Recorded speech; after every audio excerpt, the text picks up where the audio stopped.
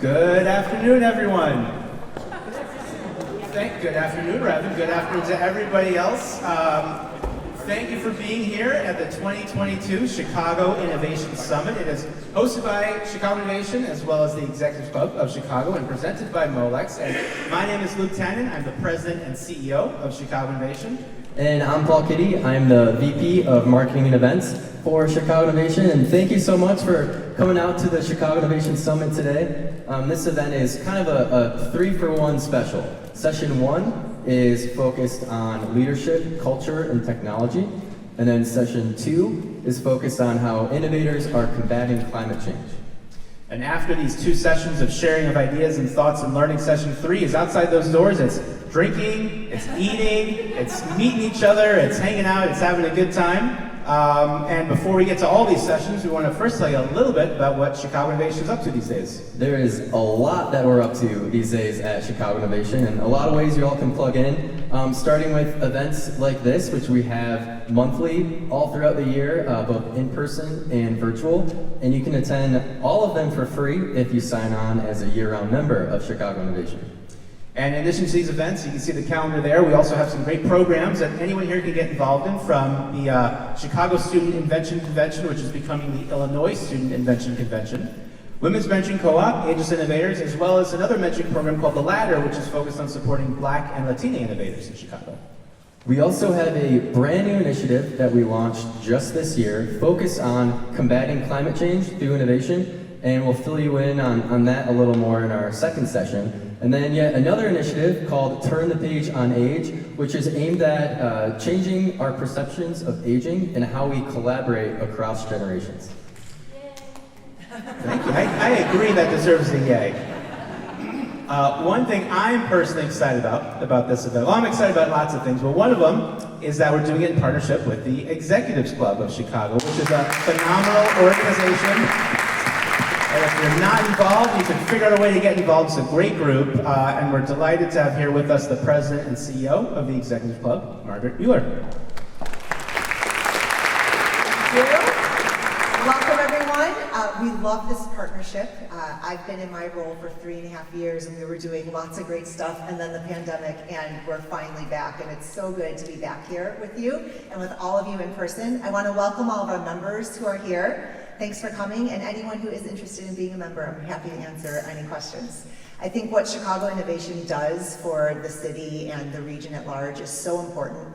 It's why we want to be a part of it. Our mission is to connect and grow the region's business community, and clearly innovation and the work you do is such a critical part of this. So we're really proud of this sponsorship, and I also want to congratulate you on your role. You know, Luke is the relatively new, pandemic time work, who's to say, like when something happened, but relatively new CEO, and congratulations. I'm really excited to see all the great things you're going to do. So thank you all for being here. Have a great time. Thank you, Margaret. And our final order of business before we jump into this first session is thanking the group of sponsors who make all this possible throughout the year. They're companies who invest in our mission to celebrate, educate, and connect innovators. And they are our diamond sponsors, Wintrust, Molex, Accenture, SMS Assist, Intel, Dell, and Walgreens. Our gold sponsor, Comcast Business. Silver sponsor, Better Price. Bronze sponsors, Crown Castle, Thompson Coburn, Forcheck, Antara, Halo, Gensler, and Energy BBDO, and our media partners, WBBM, Intersection, Clear Channel, Outdoor, and NBC Chicago. And then finally, our major contributing partners for this event, Esquire by Cooper's Hawk. They're providing all the awesome wine that you'll enjoy in the third session today. And Fund It and Spot My Photos. Now, to get this show on the road, I'm going to bring up to the stage the moderator of our first panel, and that is Michael Krause. No, Michael. He's the co-founder of Market Strategy Group. He's a great business leader, civic leader, technology advocate. He was just ringing the NASDAQ bell with Chicago Innovation this past Friday, celebrating Chicago's strengths on a global stage. He's a board member of ours, a judge of ours, and when I started at Chicago Innovation 12 years ago, Michael was the first person who took me out for a drink, because he's that kind of guy. So it was at a Marquee Lounge, you might recall. Well, I'm excited to be here. Is the mic on? Can you hear me okay? Good. I'm excited to be here with Paul because isn't this where the band Chicago started? And the Wachowskis you know, Matrix. I mean, to be on this stage, what a great stage. Let's thank DePaul, and let's thank Luke and Paul and Tom Kuzmarsky and Margaret, and let's get the show. Let's bring my panelists up. We're gonna be, we want this to be like we're all in your living room. This is gonna be really informal. But let me just tell you a little bit about what we're trying to do. I mean, this is an innovation summit, and I've got 4 phenomenal innovators with me. And the question today is innovation about leadership? Is it about culture? Is it about talent, technology, or is it all about just good luck? Probably it's about all of that. But we've got 4 experts here, and I'll just start from my right, your left. Linda McLaughlin. Let's see if I can do this from memory. Now, you have 2 startups. You're an Accenture alum. You're a ski instructor. You work with immigrants. Well, let me do this. I'm going to give each person a little bit of airtime. Tell us about yourself and tell us briefly just what are your 2 companies in cybersecurity, and then I'll keep going. Sure. Well, hi everybody. It's so good to be here today.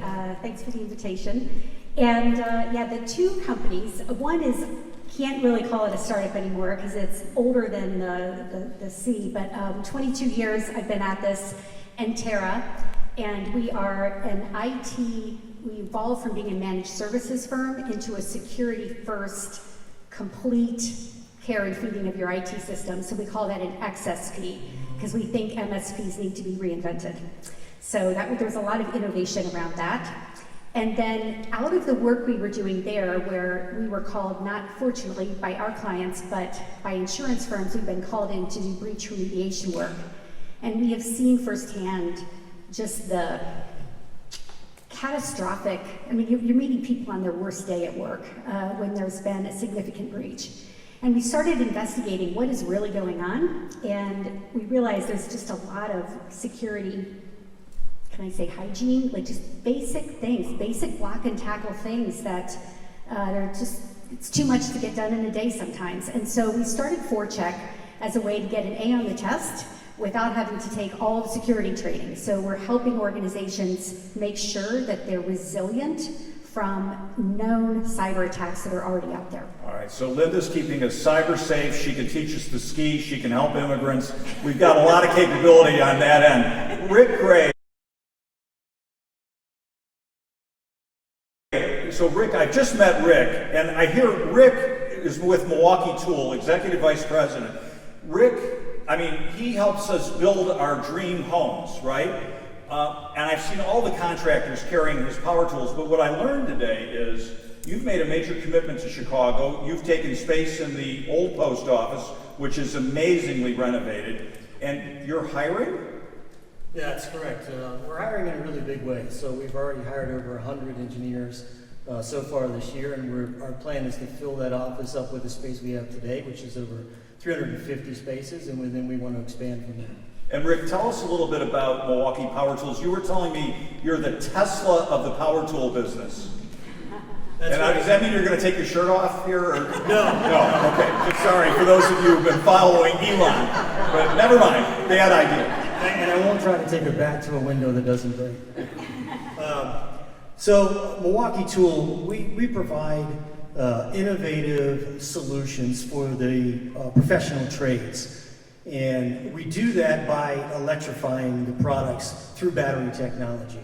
So a lot of what we've done through the company and through the culture and growth of electrification and battery, we do through a concept that many of you are probably very familiar with. Clayton Christensen coined it. It's disruptive innovation. And we take disruptive innovation and we blow it through every part of our organization. And coming out of that, we have a high-performing, very candid culture. Well done. Great to have you here. Joanne. Welcome. And now you're a North Park grad. Now, I have many friends who've gone to North Park. Many of them are missionaries. They're mission focused. You're a chef. You have a culinary degree in addition to a philosophy degree. And hey, are you co-founder of Halo? Or you So I'm the head of business development. the head of business development? Yeah, employee 15, but It's pretty love darn the good. capital And markets. you're a Chicago Innovation Award winner. But Halo, you're a financial services leader. And if I understand right, you make sure that those of us who are not Elon Musk, not the 1% of the 1%, can have the same kind of financial tools. Tell us about Halo. Tell us yeah, about exactly. So I fell in love with capital markets as a young 19-year-old starting on a trading desk in Chicago, right, on an upstairs desk trading futures and options. And Halo is a fintech startup out of Chicago. We launched out to the market in 2018, and we're a technology solution that sits in the Wall Street banks that manufacture this product and the financial advisors that need to research, understand, access the product in order for a democratization play. Broadly speaking, you all ideally have some sort of retirement investment savings account that's linked to equity performance. And right now, if you're like me, you're sweating a little bit because markets are down, doesn't feel very good when we're checking those quarterly statements. Halo is providing access to financial instruments called structured notes that give you protection on the equity part of your portfolio. So rather than just saying, I'm gonna buy exposure to the S&P and pray that I don't retire at March 2020 or say July of 2008, you actually have downside protection on your investments. That's what we do. Exciting. We want to see you at the break and find out more. Tim. Welcome. And so you're an Edge Networks kind of guy, and you were explaining to me, well, first of all, you're an MIT grad, right? I am. All right. And you were a captain in the military. You went to West Point, so you know a lot about leadership. Not so much about party schools, but yes. Well, I don't know if it was a party school. They wouldn't admit me. But tell us about your company and tell us what you're doing in terms of Edge Network Solutions and the innovation side. So I think it's helpful to start off with what Edge is, right? Because it's kind of a buzzy word. Edge is really a data strategy that delivers the advantages of the cloud to a specific location, usually closer to like the end user or application.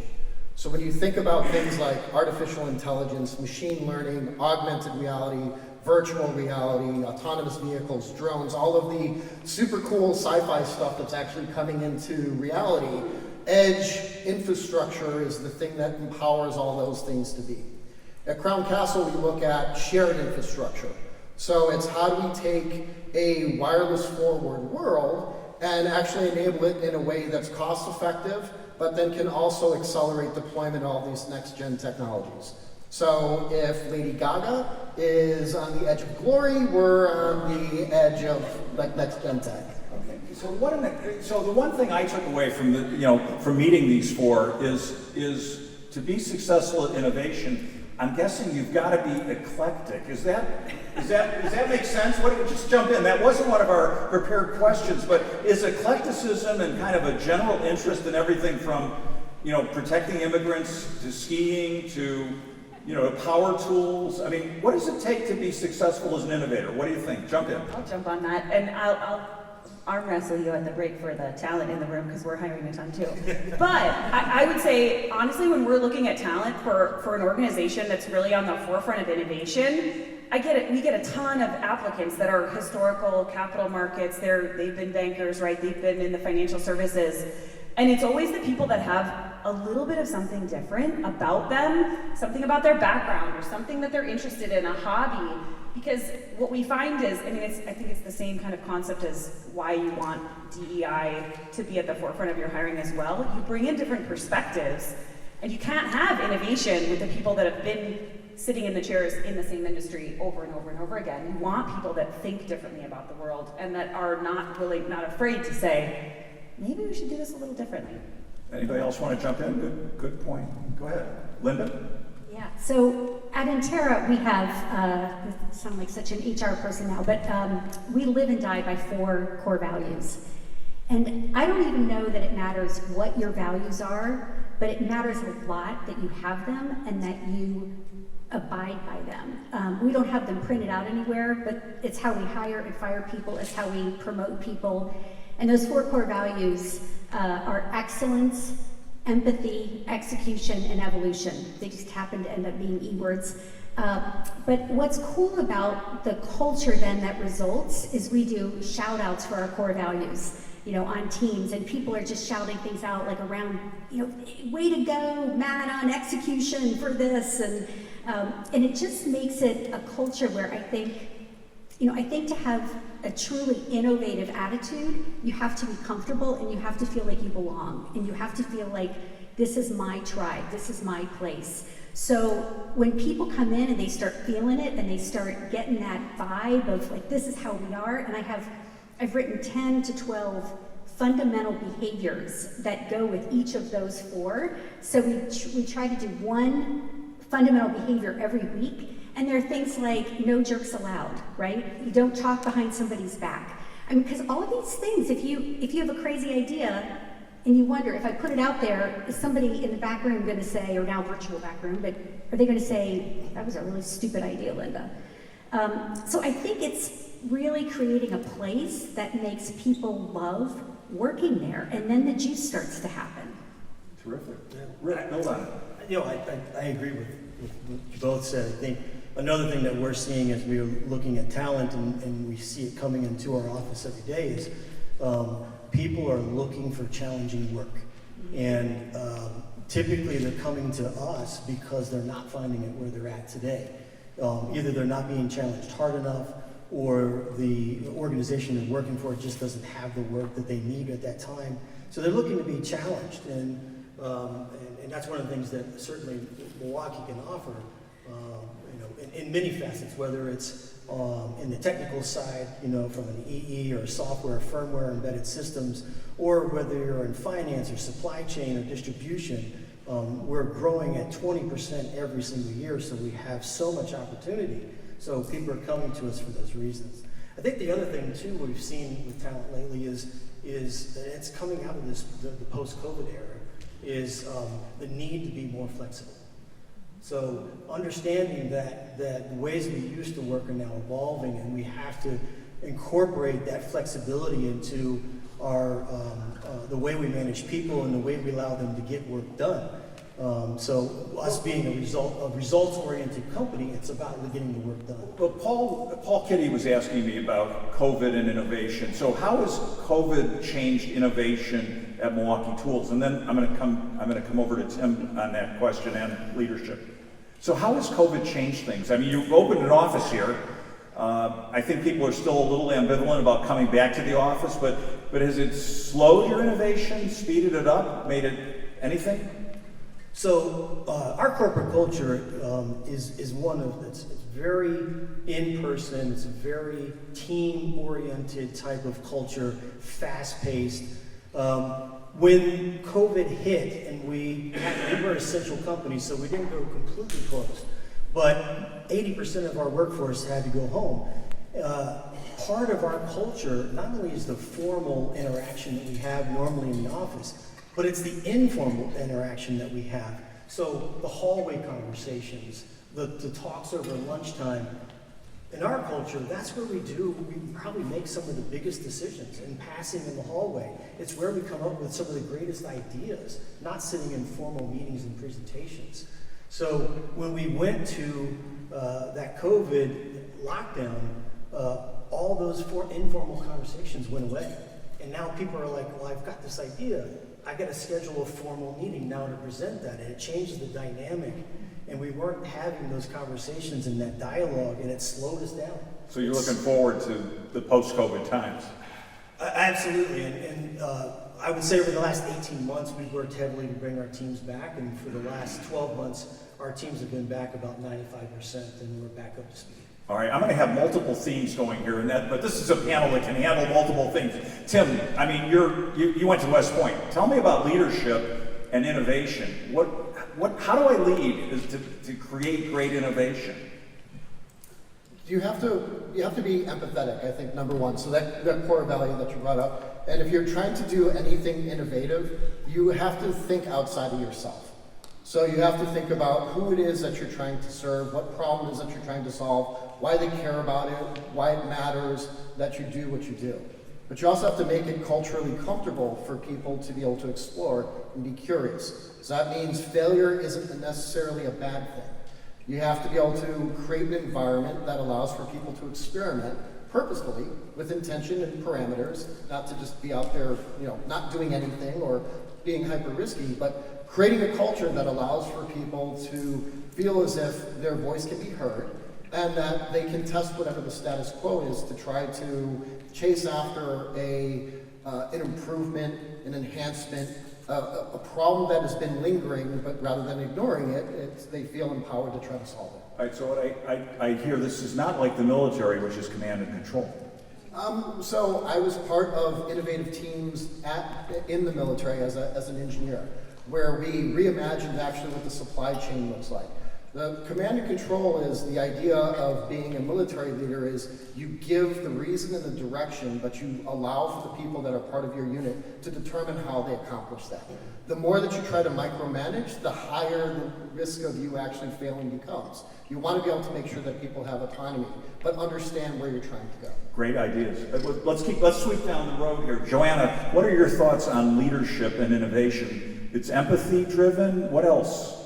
I love that empowerment, sort of making sure that you have North Stars established as an organization and then empowering the teams that need to fill the specific roles underneath to have the freedom and capability to identify their own project on the way to those North Stars. So we have a really similar culture at Halo where, I think those of the people that have come to join us understand what's the mission and long-term goal for what we're trying to do, right? We're going to change the way that Americans invest and then in turn the whole world. We want to change America first and then everybody else. So how do we do that? And each department within Halo, if you're in sales or you're on the engineering team and designing the technology, or you're on the marketing team and helping simplify the words that we use away from Wall Street jargon to like words that my mom, who's a public health nurse, could understand. Like each one of those groups need to be able to be empowered to go that direction themselves. So that is very much, it needs to remain a place of empowerment. Though I would say the hard part about that, when you're really growing fast, is still making sure that messaging goes all the way down. So we were, pre-pandemic, we were 35 people. Today we're over 200 globally in 4 different global centers, in Switzerland and Dubai and South Africa and Singapore, and then rooted in Chicago. So that's the challenge is easy getting to talk that, about, but it's really hard to do day to day Yeah. as you're hiring new people all the time and making sure that they understand that culture and that breathes through them. Linda, let me go to Linda and then back to Rick. So Linda, you're obviously a great leader. You've grown 2 companies, both are profitable. What are your leadership challenges around innovation, and what are your thoughts on leading innovation? Wow. Well, I just need to be quite a bit more humble than that. First of all, ForeCheck is very much a startup, so I just want to be very clear. But I think that leadership is one of those things that it's so crucial to just be authentic and to be vulnerable. And I think we think of leaders as being the big, mighty kind of, this, I have the answers. And it took me many years before I was able to look at my troop and say, I don't have the answer. I don't know what we're going to do here. And actually, it's had the reverse impact. I think being able to know your limitations, that's something Lance Armstrong, I know might be a bad word now, but he said the most important thing in racing is know your limitations. And I think not charging in and having all the answers and being dominant and saying, this is the way. I mean, sometimes I do that, believe me. But it allows then for people to fill in the gaps and for us to be honest. Because I think with innovation, there's always uncertainty and you don't really know and you're breaking new ground. I mean, we're doing that at ForeCheck and we're going, is this a problem to be solved? And, and I don't know, right? I think it's a great idea, but I don't know. I have a feeling protecting people in cyber defense is a real problem. I think you're on a good track.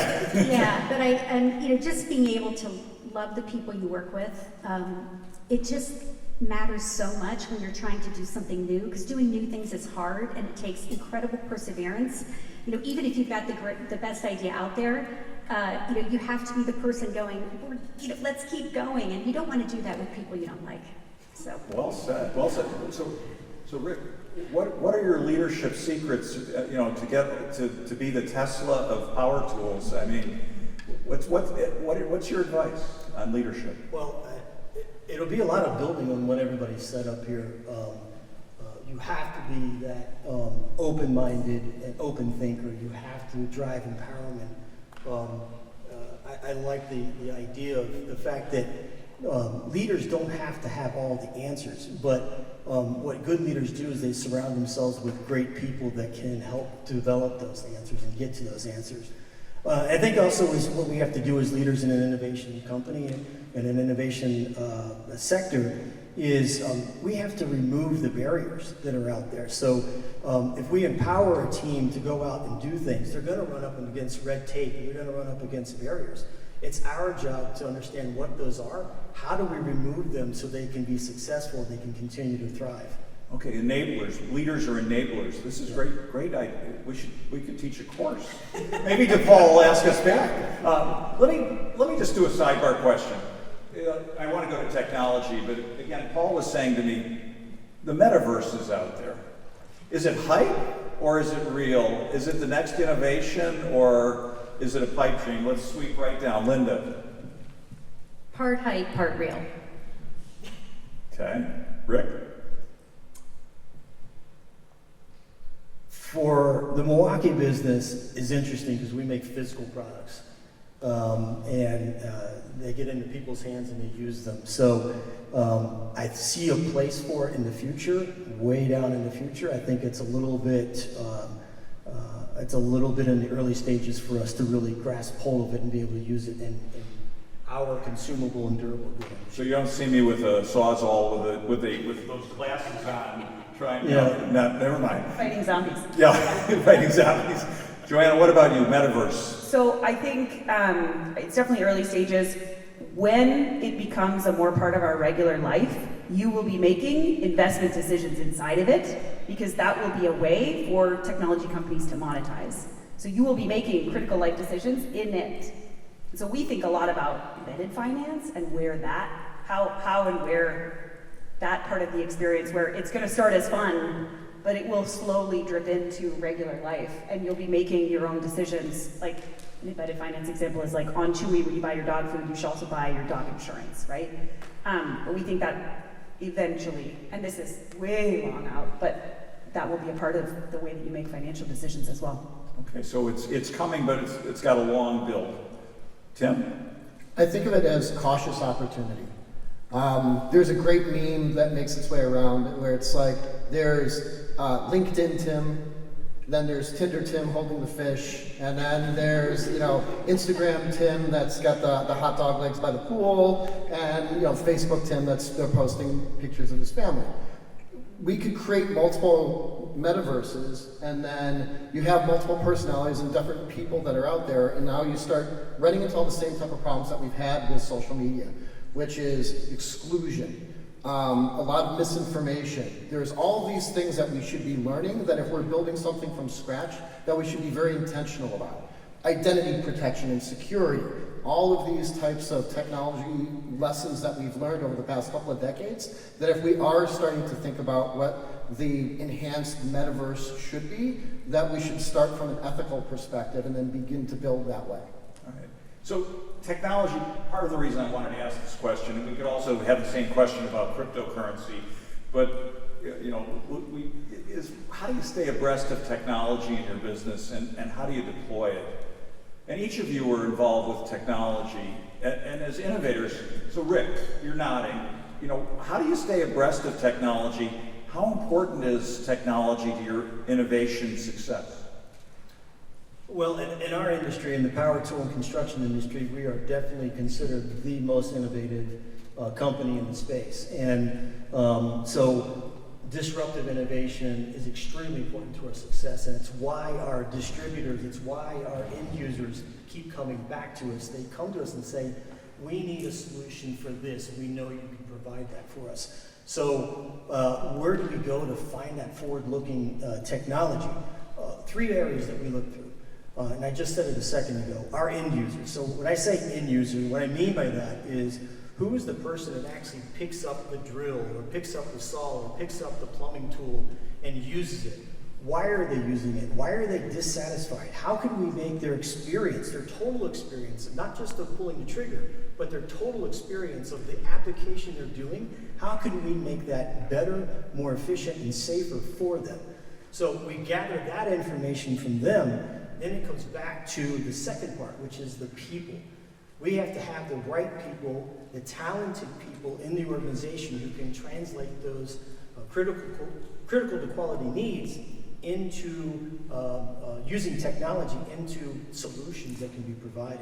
And finally, the last piece is really strong collaborative networks. So Tim was interested, you talking about MIT, so we actually have a partnership with MIT for robotics and automation. We have a partnership with Carnegie Mellon for AI and machine learning. We have partnerships here with Chicago Innovation and MHub. So you're looking at your universities and your incubators and how do you get information out of them, how do you continue to innovate. And we look at also our partners across our business. So our distribution, Home Depot, Grainger, Fastenal, all of our distribution, they come up against major technical hurdles that we can help solve through technology. And finally, we look at suppliers. From a durable goods company, we work with our suppliers. So we work with innovative companies like Texas Instruments, ST Micro, and Infineon, and we have been for decades now on developing technologies that are further out, that maybe aren't ready for the here and now, but we're developing things that are going to be, while continuing to do the work on the things that are here and now. Terrific. Linda, great stuff. Linda, I mean, do you go to Black Hat? Do you go to RSA? I mean, the audience may not know about those cyber. We actually did. I had tickets to go to RSA, and then my daughter had the audacity to graduate from 8th grade right in the middle, so I stayed home. No. But yeah, I do, seriously, I think that conferences can be, depending on which one you go to, can be fascinating, not just from the sessions, but from the informal conversations. People are there, you learn from other people. I mean, the network is everything. I mean, there's no way that I can learn everything that's out there, but I think both by listening, by reading, and listening both to clients, as you were talking about, and then listening to people in my network who are doing highly innovative things. They always say nothing new is yet to be invented. It's just how you put the things together that are already out there. How do you rearrange structures so that they become something much more powerful? But there's so much out there, and I think the opportunity has never been greater to take all these different things and put them together, but you have to be willing to listen, you have to be willing to be wrong, you have to say, I think I have a great idea, and then, not so much, let's pivot, as they say in the Valley. But yeah, I mean, I think it's all the things you just mentioned. Terrific. Joanna, how do you stay cutting edge around the technology? It's vital for us at this stage. I mean, that's exactly what we're looking to solve for. So a little bit of insight into our business and what we're trying to do. So the way that you would access these products historically would be your financial advisor would call JP Morgan and call Citibank. It's like buying a stock in the 80s or buying a future and option in the early aughts, which is when I started, where I was literally calling down to the floors of the exchanges, right? What our technology has done is we've now replaced a machine to do that instead of humans. So that's an efficiency play. And when you're thinking about kind of a democratization broadly, whether that's democratizing movies like Netflix or democratizing food like Uber or like Uber Eats or like Grubhub, right? In all of those things, it was the tech that pushed access to everybody else. So where Halo needs to focus and continues to focus on, one of our co-founders likes to say, we're more tech than fin as a fintech. We have to remain that way and stay focused on the technology to really push the efficiency of the solution, provide access to people. And for us, that means also not just our own technology. So my inward machines need to be faster, smarter, more efficient.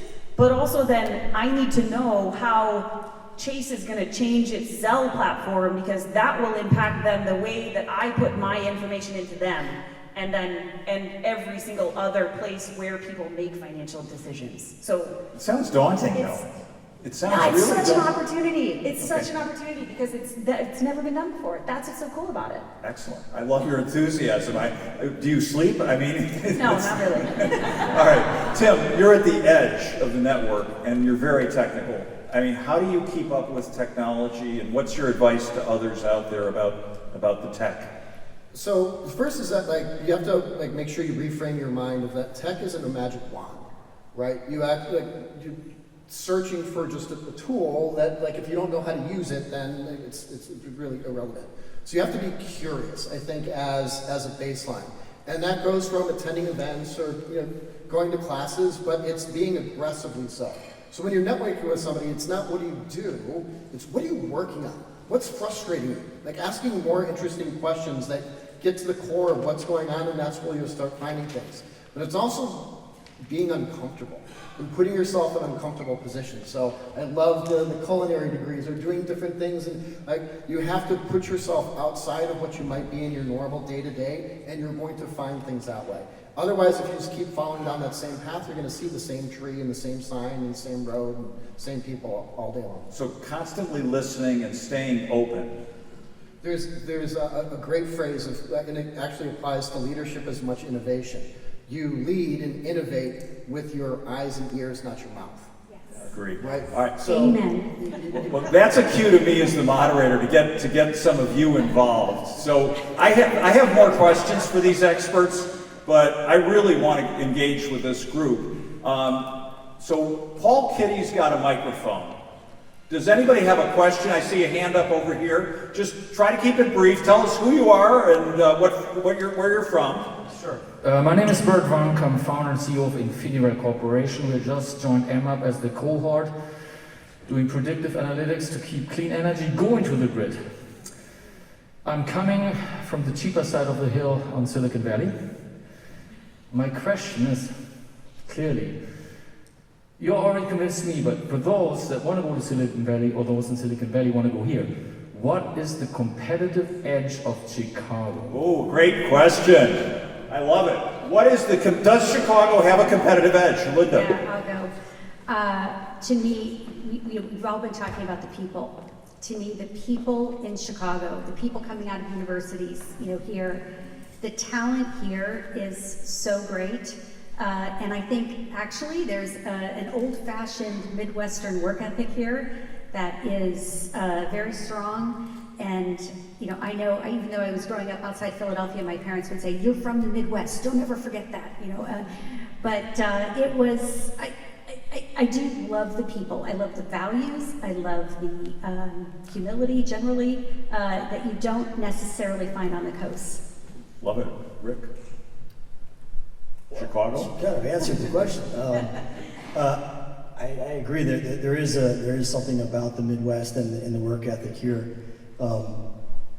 I would say, there's also when you're looking at attracting talent, it's not always just about the person that you're interviewing. It's also about the people that come along with that person. It has to do with the spouse. It has to do with the children that come along. And I think one of the things that Chicago has to offer is, if you're attracting a person from California and their spouse works, Chicago offers a lot of job opportunities for the spouse. And if they're a part of a particular community there, Chicago has a diverse community of all kinds of things they can get involved in. So I think there's a lot of things for the family and the extended part of the applicant or the talent that are beneficial for Chicago. Great. We're glad to have you coming down from Milwaukee. But we like the Brewers too. So, Joanna. I think there's a falsehood to it. It's not just talent. I'll talk on that in just a second. But I think that there's also this falsehood that you can't get funding out of Chicago because the VCs are smaller here. There are less of them. Halo raised a Series C round in September for $100 million. Owl Capital led the round. They're a venture capital firm that led Chime and Stripe and some other really big fintech companies. So that's a a falsehood.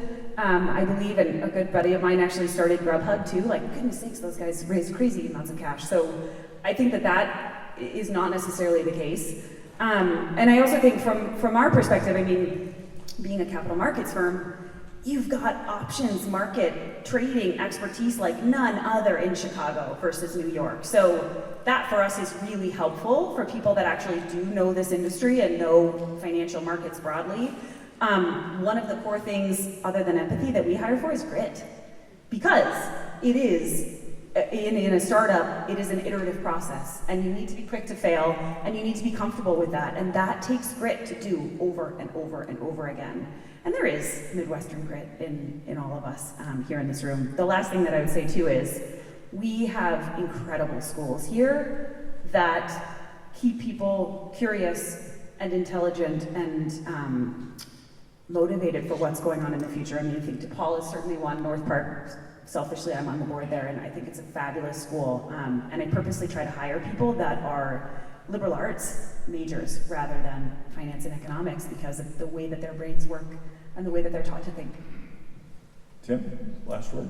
The mythology of Chicago is true, right? The Carl Sandburg, the idea of the city of broad shoulders. It's the heart. It's the middle. There's a strong work ethic that's inside Chicago. When you think about entrepreneurial ecosystems and the 5 things that make them work, they're all here. Invested, established companies, an involved government, strong entrepreneurial spirit and people who want to do things, financial markets that are there, fantastic schools. I mean, those are the things, that's the magic recipe of what makes an entrepreneurial ecosystem, and Chicago has all of that in excess. This is great stuff. This is great answers. Good. Let's get one more question before I go back. Lynn Hazen, do you have a question? Yes. We need to give her a microphone. Hi, Lynn Hazen, Executive Recruiter in Communications and Marketing. This is the flip side. We've had horrible, horrible deaths in Chicago due to... Hang in there. Pace yourself, Lynn. Due to gun violence. One of my candidates was supposed to meet somebody and her husband killed her this week. We are dealing with traumatic events. What are we as business community leaders doing to bring about change so there is safety and security, so I can walk down the street and get on the L and not feel afraid? Please, what can we do together? Lynn, can we give Lynn a hand for that question?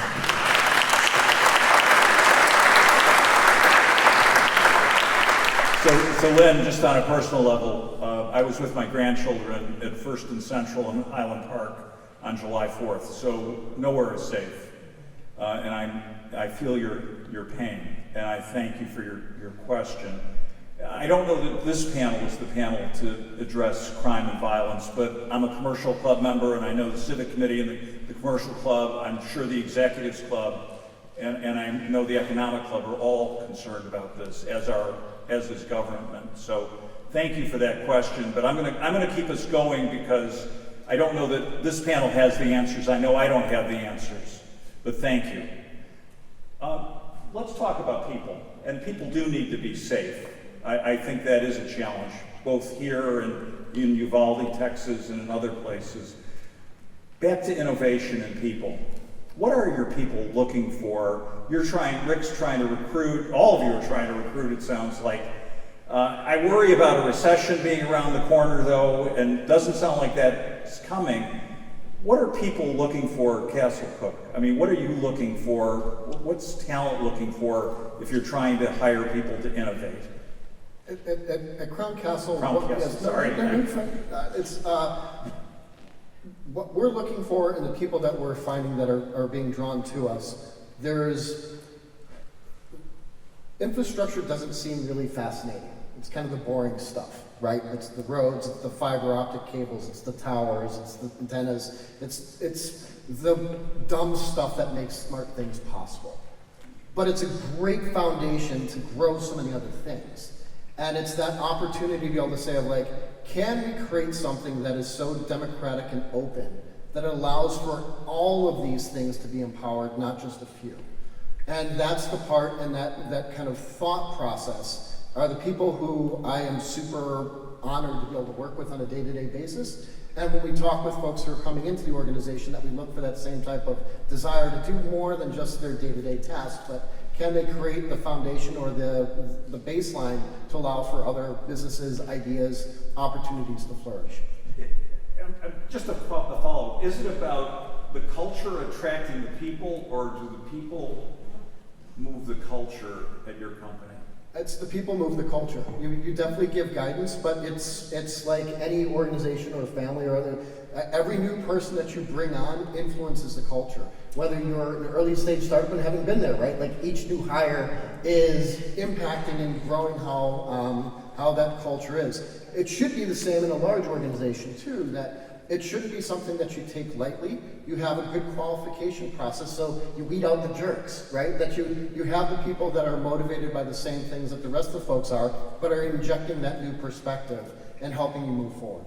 Okay. Joanna, what about people and culture at your company? I love the comment, you're looking for people with grit. Did I hear that right? I mean, so what's your culture like, and what kind of people are you looking for? So we're in a unique spot as a capital markets place because we have a no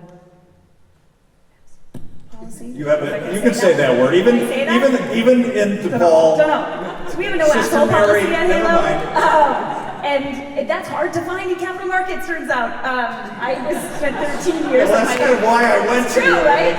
I spent 13 years of my life in investment banking, so I know full well the Boys Club and and all of it. And really what the talent that comes to Halo are people that maybe have that experience but have a heart and are looking to help do something more meaningful in the world. So I thought it was really interesting, Rick, when you were talking about people post-COVID, that you're finding lots of candidates that are looking for a challenge. We're finding people are looking for something more meaningful. And I think that is trending from Gen Zers coming through and maybe some of the younger millennials that are looking more for impact jobs than just a job. I'm finding that's then trending upwards into old millennials like myself and Gen Xers and then the rest, that like everybody's kind of going, gosh, the boomers that I interview that are going, I spent 40 years of my life at a Wall Street bank and like, I don't want to do this anymore. I don't actually need that paycheck. How can I do something more impactful?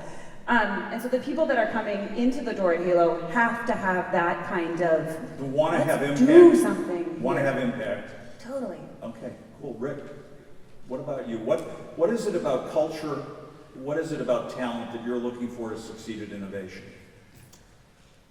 Well, we've defined our culture in multiple ways, and it's interesting you were talking about what comes first, the people or the culture. It's the chicken and egg story, because they go hand in hand. They have to work together. I talked about our culture of disruptive innovation, but we support that through a number of other things. One of the things that we are big on is being very, very candid with each other. You can't be really fast to market. You can't innovate fast. You can't drive a culture to be first to market with innovation if you're not candid with each other. You can't stand up and say, that was a dumb idea, or that will not work because of X, Y, Z. If you're afraid to speak up because someone else is going to put you down, or you don't trust the people around you, you don't create a culture of trust and can't be candid, you're never going to drive innovation at the speed you want to. So innovation, candidness is a big part of our culture. And then another part of our that we look for, and we look in talent and bringing people in, and this is, sometimes people think this is like a dirty word, but we look for people who are obsessed. Obsession is actually one of our cultural values and our cultural words. And what we mean by that is we're obsessed with high performance. We want high performance in people. We're obsessed with the latest technologies and being the best in everything we do. So if there is a manufacturing technique that's newest to the market and it's going to save us time and energy and efficiency, we're going to apply that. So we're obsessed about everything we do, and we want people who have that passion and that drive. So those are the things that we're looking for, and the candidness, the obsession, that sense of urgency in our culture is what has led Milwaukee Tool to be ranked number 25 on Glassdoor for best places to work, ahead of Microsoft, ahead of Meta, and even ahead of Apple. Well done, well done. Joanna, Linda, sorry. So I'm known sometimes for saying things that are politically incorrect, so here I go. But sometimes I think, and I'm old enough now where I've got the perspective of a number of decades, and I sometimes think that what our people say they want is not really what they want. Yeah. And a few examples of that.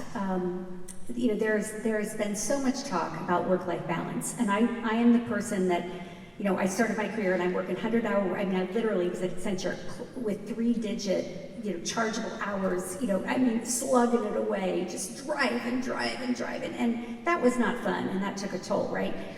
But I think the pendulum has swung so much that now we believe that we're going to be fulfilled and be joyful when everything's in balance. When I work exactly 40 hours a week, when I spend this much time with my kids, when I spend this much time with my husband, when I'm, and when I think about the most joyful, most exciting times of my life, it's never been something that was, in my opinion, boring and balanced. It's been those fiery times when I was so passionate about whatever. And I think, when I think about the people who tell me how much they love working at Intera, especially, Fourcheck's very new, and we're doing, but they're the people that are in it, they're like in it to win it, and they're loving it, and they're doing things at an age, a young age, where they never thought they'd have this chance. Someone said, I never thought I would have this kind of, authority over a P&L at my age. I'm like, well, you've earned every bit of that, There's right? a big idea there that I just want to call out, that giving young people responsibility and power can be really helpful in an innovative organization. Is that what you're saying? It is. Thank you for Well, I'm just finding trying that nugget and whatever. I really thought it Yeah, it is. And I don't believe in giving people raises just because they get older. I don't believe in people who have 1 year of experience 20 times. I don't want those people. I want people who are evolving, who are growing, and they're hungry to get it and to go deeper. And and to me, like, those are the people I want to surround myself with, right? We've had some people cross our path who were just very much about raises and money and raises and money and raises and money. And you know what? That's not. They're going to get on their own path, because that's, you can always go find somebody to pay you more money, but that's like being a little kid and going, I want to go in a house where there's more sugar. Like, okay, you can go out. Is that really where you want to grow up? Is that really where you want to get your values from? Is that where you want to get the authority that you can have to blossom and take off your career? Everybody should absolutely be paid fairly. I 100% believe that, but really what you're trying to do is you're trying to give people responsibility, and the pay will come? Absolutely, right? But the work comes before the pay, right? You need to prove that you're there and then be recognized and promoted for it. And so I sound like an old mom, but I am an old lady. But Remember, yeah, she was a ski instructor. Can I jump in there though, Linda? Because I think that it does damage culture. When you have ladder climbers, that shifts, because they're not then aware or thinking about how can I help my peers and my team be better? How can I maybe grow the people around me and reach down for the people below me and be reaching up? That completely turns your culture on its head. And typically ladder climbers are similarly also the folks that are looking for it. So I'm going to ask you all in my lightning round, what's the one innovation that we might surprise us if we were here 12 months from now? But let me go out, ponder that one while I go out and see if I can get one more question. Do I have one more question out there? Anybody with a burning question? Are you all asleep? There's one back there, all the way back. Stand up, stand up.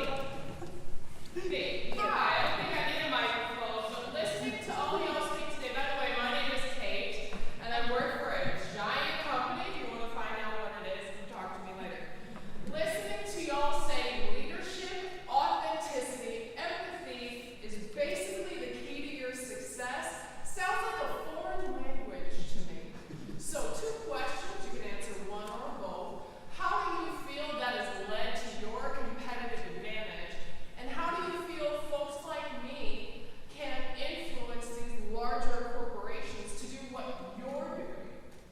Let's start with the second question, and let's go, Tim. How can we influence that large company that isn't living the way you innovators are?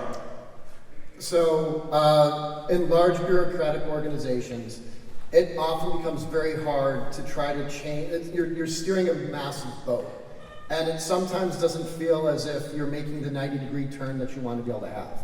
Instead, it's got to be a mutual kind of perspective of things, of what is it within my sphere of influence that I can start to positively influence that helps other people out as well. And they get inspired, and they start doing the same thing. It's almost like a groundswell type opportunity, because I've been in places like that, where you feel like you're working against the machine. You're playing Game of Thrones because everyone is just jockeying for their next position, right? Like, who's going to be the next at the table?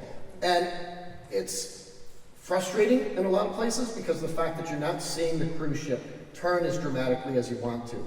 But what you're actually doing is a groundswell type cultural change internally that starts with an individual. Because if you're stuck in that type of situation, you're not alone. There's other people who feel exactly the same way, and you actually have a lot more power if you're collectively kind of operating that way to influence it out versus waiting for, same like with technology is not a magic wand, there's never going to be one person who's suddenly going to come in and rescue the entire organization. Good stuff. Joanna, what's your advice? Such a beautifully pleasant, diplomatic answer. Yes. I left.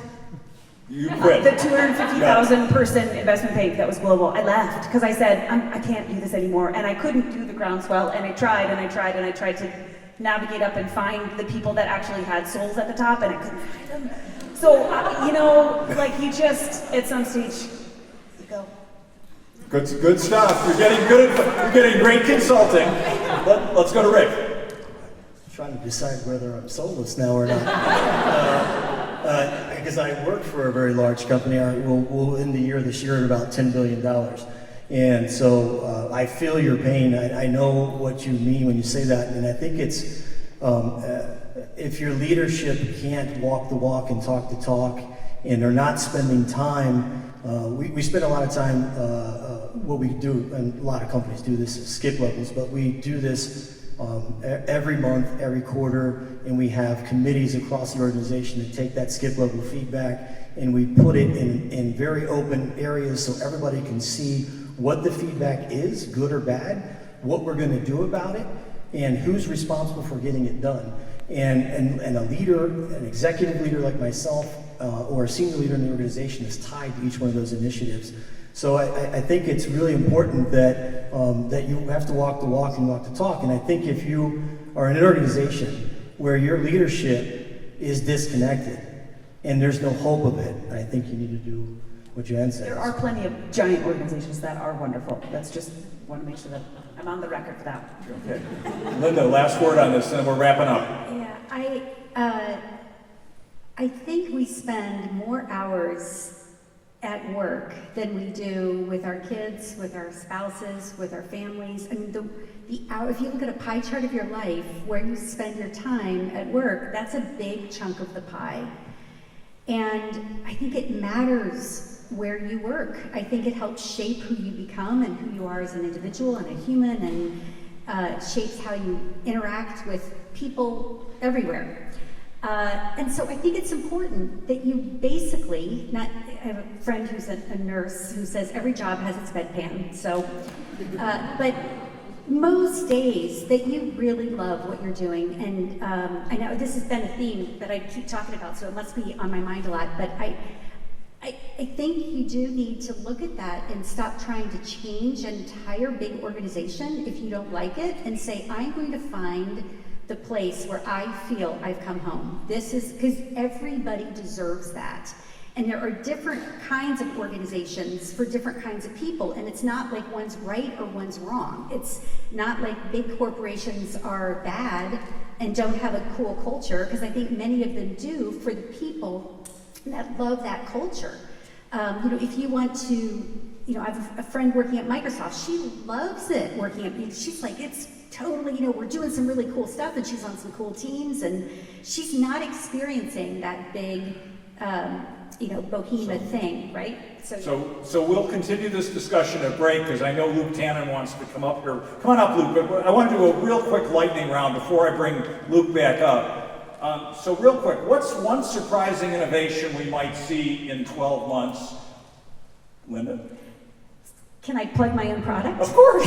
Just got to be a headline. Yeah. Focus on resiliencies and rather than cyber detection and cyber response. It's a hamster wheel, detection response. I think we're going to see much more of a focus on let's get off the hamster wheel and let's be resilient. Okay, big idea. Rick, what's the one thing we're going to see? Is it a new CNC machine, or what do you think we'll see? Is it quantum computing? We'll be introducing the very first power tool that has ever been built on AI and machine learning. Really? Yeah. Congrats. Wow. Joanne? 3% of the U.S. financial advisors use our product today. Let's get to 10%. 10%. Tim? Adaptive systems. The idea of planning for efficiency, and there's only one way to do things. We've seen over the course of the past 2 years and every day that we can't have that style of thinking. So the products, services, companies that are adaptive versus monolithic are the ones who are going to be. So is that like supply chain problems are going to go away? No, but the ones who are actually having dynamic supply chains and aren't just doing just in time and have single points of failure, those are the ones that are going to rise to the Can top. we give this great panel a huge round of applause? Thank you very, very much. You should be teaching innovation. Thank you. And also a round of applause for Michael, our wonderful moderator. Thank you for leading with great energy and curiosity, and to all of our panelists. Here we are at University. I think it really was a 60-minute crash course in innovation right here. So thank you for sharing your perspectives, your stories, for being with us. Also want to acknowledge the audience. There were some great, passionate questions with a lot of truth and heart in them, and just want to thank you for all that you shared. And we are only getting started here. We've got a whole other session coming right after this. So 4:45, be in your seats for combating climate change through sustainability.